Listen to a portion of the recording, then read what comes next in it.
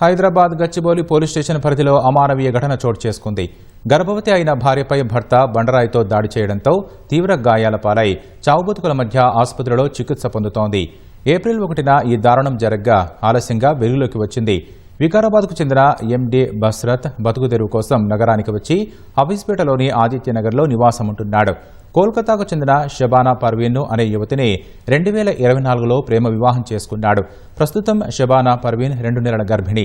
మార్చి 29న పర్వీన్కు వాంతులు అధికమవడంతో ఓ ప్రైవేటు ఆసుపత్రిలో చేర్పించాడు. ఆరోగ్యం కొంత మెరుగుపడడంతో ఏప్రిల్ 1న రాత్రి భార్యను డిశ్చార్జ్ చేయించుకొని బయటకు వచ్చాడు. ఆ క్రమంలో భార్యాభర్తల మధ్య గొడవ జరిగింది. రెచ్చిపోయిన బస్రత్ భార్యను ఆసుపత్రి ఎదురుగా రోడ్డుపై పడేసి ఇష్టానుసారంగా దాడి చేశాడు. పక్కనే సిమెంట్ ఇటుకలు తీసుకుని ఆమె తలపై పలుమార్లు బలంగా కొట్టాడు. ఆమె చనిపోయిందనుకుని పారిపోయాడు. విషయం గమనించిన స్థానికులు పోలీసులకు సమాచారం అందించగా కొనవూపిరితో ఉన్న ఆమెను నిమ్స్కు తరలించారు. తలకు బలమైన గాయం కావడంతో కోమాలోకి వెళ్లిన ఆమె ఆరోగ్య పరిస్థితి విషమంగానే ఉందని పోలీసులు తెలిపారు.